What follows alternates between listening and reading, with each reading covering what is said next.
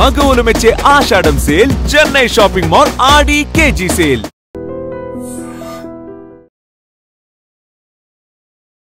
Welcome to iDream media. So జనరల్గా diabetes ఉందో లేదో చెక్ చేయాలన్నా, లేదా డయాబెటీస్ ఉన్న వాళ్ళకి అసలు లెవెల్స్ ఎలాగున్నాయో చెక్ చేయాలంటే HbA1c టెస్ట్ ఖచ్చితంగా చెప్తూ ఉంటారు. ఇది చేయించుకోవాలంటే ఎటువంటి జాగ్రత్తలు తీసుకోవాలి, పూర్తి వివరాలు తెలుసుకుందాం. మనతో పాటు ఉన్నారు ప్రముఖ internal medicine specialist doctor Rajesh Ukkala గారు. డాక్టర్ గారు నమస్తే అండి. నమస్తే. HbA1c ఇది 3 months of random blood sugar అని చెప్తూ ఉంటారు. ఇది కరెక్ట్గా ఉంటే మనకి షుగర్ లేనట్లేనా? లేదు, దీంట్లో చాలా వేరియబుల్స్ ఉన్నాయి. సో గ్లైకోసిలేటెడ్ హీమోగ్లోబిన్, దీని మెడికల్ టెర్మినాలజీ HbA1cని గ్లైకోసిలేటెడ్ హీమోగ్లోబిన్ అంటాం. సో ఇక్కడ హీమోగ్లోబిన్ అని వాడాను కాబట్టి ఎవరికైతే రక్తహీనత ఉంటుందో, హీమోగ్లోబిన్ శాతం తక్కువ ఉంటుందో వీళ్ళల్లో HbA1c డైరెక్ట్గా కోరిలేట్ కాదు షుగర్స్కి. ఎందుకంటే హీమోగ్లోబినే తక్కువ ఉన్నప్పుడు షుగర్ బైండింగ్ ఏదైతే ఉంటుందో అది ఎక్కువగా కనిపిస్తుంది. ఓకే. సో అది అబ్నార్మల్గా హై లెవెల్ చూపించేదానికి ఆస్కారం ఉంది. సో ఇన్ ద కాంటెక్స్ట్ పేషెంట్ని బట్టి మనం కన్సిడర్ చేయాల్సిన అవసరం ఉంది. సో ప్రతి ఒక్కరికి HbA1c హై ఉంది అని చెప్పి డయాబెటీస్ మీకు ఉందని చెప్పకుండా మిగతావి కూడా మనం అనలిటికల్గా చూసుకొని దాని క్రమంలోనే డయాబెటీస్ అనేది టార్గెట్ చేయాలి. మిగతా అంటే మళ్ళీ ఫాస్టింగ్, పోస్ట్ లంచ్, ఈ మధ్యకాలంలో రీసెంట్గా కొన్ని రీసెంట్ ఇన్సులిన్ రెసిస్టెన్స్ని కనిపెట్టే విధంగా టెస్ట్లు ఉన్నాయండి. అవి కూడా చేసుకొని పర్టికులర్గా ఫస్ట్ టైం డయాగ్నోసిస్ ఉన్నప్పుడు అవన్నీ కన్ఫర్మ్ చేసుకొని ట్రీట్మెంట్ ఇవ్వడం అనేది జరగాల్సిన అవసరం ఉంది. ఓకే. అంటే HbA1c అనేది అసలు ఎంత లెవెల్ ఉండాలి doctor? Ideal scenario less than 5, 5.7 నుంచి 6.5 వరకు pre diabetes. Okay. 6.5 and above is diabetes. 7 ఉంది, 7 ఉంటే డయాబెటీస్ ఉన్నట్టు. మరి ఈ కాంటెక్స్లో ఇది ట్రూ పిక్చర్ అయినా కాదా, ఏమైనా రక్తహీనత ఉందా, వీళ్ళ ఫాస్టింగ్ పోస్ట్ లంచ్ నార్మల్ ఉన్నాయా లేవా, ఇలాంటివన్నీ కూడా గమనించుకోవాలి. తర్వాత HbA1c టెస్ట్ చేసే కిట్లు కూడా కరెక్ట్గా ఉన్నాయా, ఎక్స్పైరీ కాకుండా ఉన్నాయా, దాన్ని కరెక్ట్గా స్టోర్ చేయాల్సిన విధానంలో ఉన్నాయా. సో అందుకోసమే డైరెక్ట్గా HbA1c మీదే రిలై కాకుండా మిగతా టెస్ట్లు కూడా కన్ఫర్మ్ చేసుకుంటే మనకి ఇది కరెక్ట్గా డయాగ్నోసిస్ వచ్చేదానికి ఆస్కారం ఉంది. తరచుగా నా దగ్గరికి పేషెంట్స్ వస్తుంటారు, సడన్గా HbA1c కనిపించిందండి, దీన్ని ఎలా చేయాలి అని. వాళ్ళల్లో మేము చూస్తున్న క్లినికల్ ప్రాక్టీస్లో ఆ ఫాస్టింగ్ పోస్ట్ లంచ్ నార్మల్గా ఉండడం, లేకపోతే ఇది చూసి అనవసరంగా ట్యాబ్లెట్లు స్టార్ట్ చేసి వాళ్ళు లో షుగర్తో ప్రజెంట్ అవ్వడం, ఇలాంటి ఫ్రీక్వెంట్గా గమనిస్తుంటాం. కాబట్టి డయాగ్నోసిస్ అనేది ప్రాపర్గా కాస్త ఓపిక బట్టి చేసిన దానివల్ల పేషెంట్కి అనర్థాలు రాకుండా మనం కాపాడుకోవచ్చు. ఇప్పుడు ఇంటికి వచ్చి టెస్ట్ తీసుకునే వాళ్ళు అది కరెక్ట్గా వస్తుందా డాక్టర్ గారు, లేదా అక్కడ ల్యాబ్కి వెళ్ళి ఇచ్చింది కరెక్ట్గా వస్తుందా? సో ఇన్ జనరల్గా ఆ స్పెసిమెన్ ప్రాసెసింగ్ టైం అనేది చాలా ఇంపార్టెంట్ అవుద్దండి. ఇప్పుడు ఇంటికి వచ్చి తీసుకెళ్తున్నారు, దాన్ని ఎంత త్వరగా ప్రాసెస్ చేస్తున్నారు, ఎంత సేఫ్గా దాన్ని తీసుకెళ్తున్నారు, దాని స్టోరేజ్ కరెక్ట్గా ఉందా లేదా. సో ఇలాంటివన్నీ కూడా ఇక్కడ ఫ్యాక్టర్స్.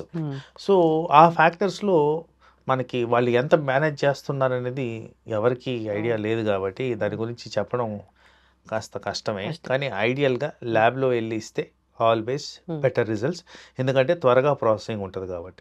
అయితే డాక్టర్ గారు, మరి ఈ తిన్న తర్వాత తినక ముందు షుగర్ లెవెల్స్ కనిపించాయి అన్నప్పుడు, ఇది కూడా ఎక్కువగానే ఉంది HbA1c లెవెల్ అన్నప్పుడు, వెంటనే మందులు స్టార్ట్ చేయాల్సిన అవసరం ఉంటుందా డయాబెటీస్లో?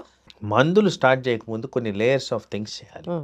ఫస్ట్ నేను చెప్పినట్టు నిర్ధారణ చేసుకోవడం, ఇది నిజంగానే అబ్నార్మల్ రికార్డింగ్గా కాదు. రెండోది, మనం న్యాచురల్ పద్ధతులు ఏమైనా ట్రై చేసామా లేదా. అంటే ఇప్పుడు మ్యాంగో సీజన్ అయిపోతుందండి, విపరీతంగా తింటారు చాలామంది. బార్డర్ లైన్లో ఉన్న వాళ్ళందరికీ కూడా షుగర్స్ పెరిగేదానికి ఛాన్స్ ఉంది, ఎందుకంటే దాంట్లో ఉన్న స్వీట్నెస్ అలాంటిది కాబట్టి. మరి ఈ మ్యాంగోస్ అన్నీ మానేస్తే వీళ్ళకి రిజాల్వ్ అయిపోతుంది. సో లెవెల్ ఆఫ్ ప్రజెంటేషన్ బట్టి ఉంటుంది. ఇందాక చెప్పాను 6.5 అండ్ అబోవ్ ఇస్ డయాబెటీస్ అని. కరెక్ట్గా 6.57 మధ్యన వచ్చారనుకోండి, వాళ్ళకి కాస్త లెవరేజ్ ఇచ్చి మనం న్యాచురల్ పద్ధతులు ట్రై చేయొచ్చు. అదే HbA1c 12 వచ్చింది అనుకుందాం, వామ్మో! వీళ్ళల్లో మనం కంపల్సరీగా ట్రీట్మెంట్ ఇవ్వాల్సిన పరిస్థితి, ఎందుకంటే it's very very high, double the normal అవును. లెవెల్. సో అందుకోసం పేషెంట్ కాంటెక్స్ట్ బట్టి ఇది కన్సిడర్ చేయాల్సిన అవసరం ఉంటుంది. అలాగే ఒక హార్ట్ డిజీజ్ పర్సన్ ఆర్ ఏదైనా మేజర్ అవయవం ఎఫెక్ట్ అయ్యే పర్సన్ ఉన్నారనుకుందాం, వీళ్ళల్లో బార్డర్ లైన్ డయాబెటీస్ కనిపించినా కానీ, బికాస్ డయాబెటీస్ కారణంగా అవయాల మీద ఒత్తిడి ఉంటుంది కాబట్టి దాన్ని వెంటనే మనం అడ్రస్ చేయాల్సిన అవసరం ఉంటుంది. సో పేషెంట్ కండిషన్, ఆ కాంటెక్స్ట్, ఆ ఉన్న ప్రాబ్లం ఏంటి, దాని క్రమంలో దీన్ని అప్రోచ్ అవ్వాలి. So it's more of practical value. అవును. సో దీనికి డిక్టమ్ లాగా ఈ టెక్స్ట్ బుక్లో 1, 2, 3 లాగా కాకుండా పేషెంట్ కండిషన్ బట్టే మా అప్రోచ్ అనేది మేము మార్చుకోవాల్సిన అవసరం. ఏజ్ని బట్టి కూడా మనము ఈ HbA1cని కన్సిడర్ చేస్తామా? ఏజ్ని బట్టి కూడా కన్సిడర్ చేస్తాము, ఎందుకంటే నేను ఇందాక రక్తహీనత గురించి చెప్పాను, ఎక్కువగా విమెన్ గురించి చెప్పాను.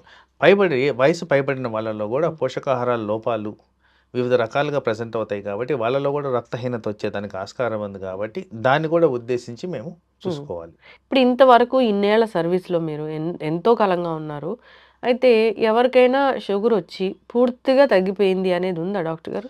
అంటే ఇక్కడ చూడండి, చాలామందికి అర్థం కాని అంశం ఏంటంటే స్ట్రెస్ కారణంగా షుగర్ వస్తుంది. ఎవరికైతే విపరీతంగా స్ట్రెస్ ఉంటుందో షుగర్ వస్తుంది. సో స్ట్రెస్ అనేది ఏంటంటే ఇన్ఫెక్షన్ స్ట్రెస్సే, మానసిక ఒత్తిడి కూడా స్ట్రెస్సే, నిద్ర లేకపోవడం కూడా స్ట్రెస్సే. ఇలాంటి వాళ్ళల్లో ఏదైనా టెంపరీగా ప్రాబ్లం వచ్చిన వాళ్ళల్లో మేబీ ఫర్ 2-3 months షుగర్ కనిపించి మళ్ళీ కనపడకపోవడం అనేది జరుగుద్ది. బట్ ఇన్ జనరల్ ప్రాక్టికల్గా చూసుకుంటే ఒకసారి షుగర్ వస్తే అది జీవితకాలం వచ్చినట్టే. వెరీ వెరీ రేర్ ఇన్స్టెన్సెస్లో ఈ టెంపరీ ట్రాన్సిషన్ అనేది చాలా మటుకు వినుంటారు. ప్రెగ్నెన్సీలో వస్తుందని మళ్ళీ పోయిందని.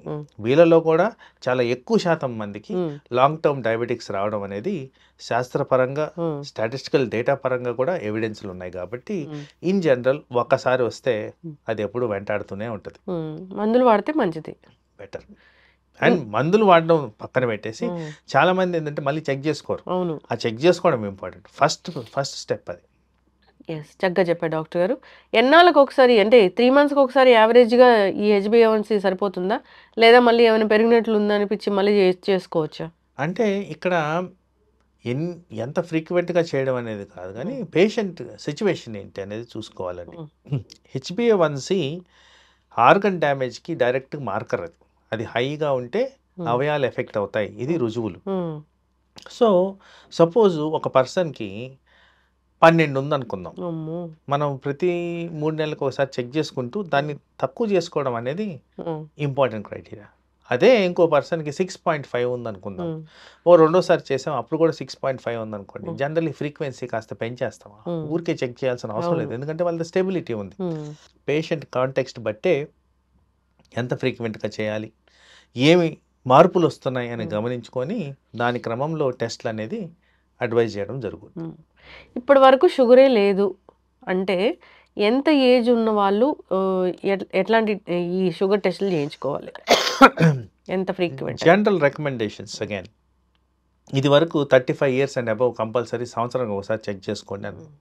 ఇప్పుడు ఈ మారుతున్న కాలంలో ఈ వెస్టర్నైజేషన్ ప్రోగ్రాంలో నేను 20 సంవత్సరాలకే చెప్తున్నా, 20 yearsకి పర్టికులర్గా రిస్క్ ఫ్యాక్టర్స్ ఎక్కువ ఉన్న వాళ్ళకి. రిస్క్ అంటే ఏంటి, ఫ్యామిలీలో ఉంది, ఊబకాయం ఉంది, ఇన్యాక్టివిటీ ఉంది, అలాంటివి ఏమైనా మార్కర్స్ వచ్చినప్పుడు కంపల్సరీ 20 సంవత్సరాల నుంచే ఇది మానిటర్ చేయడం బెటర్ అని మేము గమనిస్తూ ఉన్నాం. అదే there is a lot of transition ఈ దీంట్లో. ఫిక్స్డ్ గైడ్ లైన్స్ కాకుండా ఫ్లెక్సిబిలిటీ అనేది అవసరం ఇక్కడ. ఇప్పుడు ఇంకేదో చిప్ లాంటిది వచ్చింది పెడుతున్నారు షుగర్ మానిటర్ చేయడానికి అంటున్నారు, ఏంటి డాక్టర్ గారు అది? ఇది కంటిన్యూస్ గ్లూకోజ్ మానిటరింగ్ అనేది స్మాల్ డివైస్ కనుక్కున్నారు. సింపుల్ డివైస్, ఈ చేతి మీద దాన్ని అటాచ్ చేస్తారు, దానికి ఒక కంప్యూటర్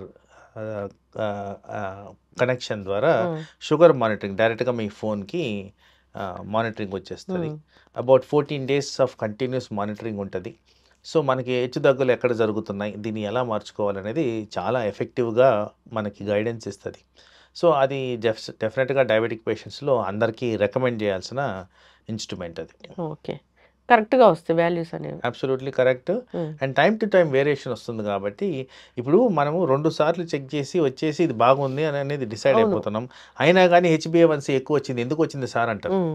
సో అలాంటి పరిస్థితుల్లో ఇలాంటి సీజీఎం పెట్టుకుంటే హ్మ్. ఏ టైంలో ఎక్కువ అవుతుంది అనేది క్లియర్గా చూపించేస్తుంటుంది. హ్మ్. కాబట్టి ఆ విధంగా మందులు కూడా అడ్జస్ట్ చేయడానికి హ్మ్. మాకు ఈజీగా డైరెక్షన్స్ దొరుకుతాయి. యెస్. చక్కటి ఇన్ఫర్మేషన్ డాక్టర్ గారు.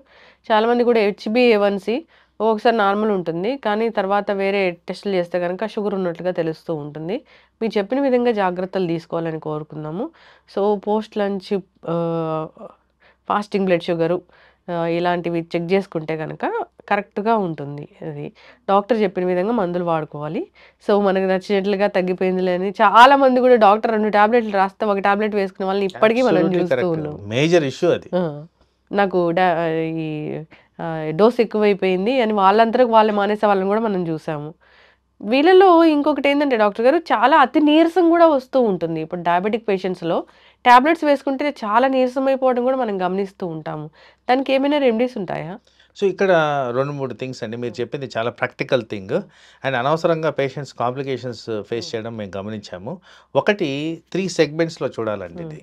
ఒక సెగ్మెంట్ ఏంటంటే లో షుగర్స్ అయిపోతున్నాయా హ్మ్. Because of medicine. మెడిసిన్. రెండో సెగ్మెంట్ ఏంటంటే హై షుగర్స్ ఉన్నాయా. రెండిట్లో నీరసం అనేది ప్రెజెంటేషన్ కామన్. హ్మ్. మూడో సెగ్మెంట్ అంటే వెరీ ఇంట్రెస్టింగ్ సెగ్మెంట్ ఇది. ఇందాక నేను చెప్పిన కాంటెక్స్‌లో 12 హెచ్బిఏవన్సీ ఉందా హ్మ్. అనుకున్నాం. వీళ్ళలో జనరల్‌గా యావరేజ్ షుగరు 500, 600 ఉంటది.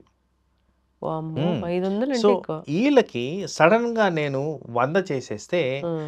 బాడీ అలవాటు పడిన విధానంలో మార్పులొస్తాయి. అవును. సో అలాంటి వాళ్ళలో నీరసం అనిపిస్తది. హ్మ్. సో ఇలాంటిది చెక్ చేసుకొని క్రమ పద్ధతుల్లో తగ్గిస్తే హ్మ్. ఈజీగా ఇలాంటి ప్రాబ్లమ్స్‌ని నివారించుకోవచ్చు. డాక్టర్ తినకముందు టాబ్లెట్ వేసుకోమంటే, అలా వేసుకోవడం వల్ల టాబ్లెట్ తీసుకోవడం వల్ల మాకు కళ్ళు తిరుగుతున్నాయని తిని వేసుకునే వాళ్ళని కూడా మనం చూసాం డాక్టర్ గారు. అబ్సల్యూట్లీ. పని ఇక్కడ చేస్తదా చాలా అట్లయితే? మిస్‌గైడెన్స్ ఉంది. ఆ! పని చేస్తదంటే గుడ్డిలో మెల్ల. ఆ! సో బేసికలీ ఐడియల్ చెప్పిన విధంగా వేసుకుంటే డోసేజ్ రిక్వైర్మెంట్ తగ్గిపోతుంది. హ్మ్. అండ్ కంట్రోల్ బెటర్‌గా వస్తది.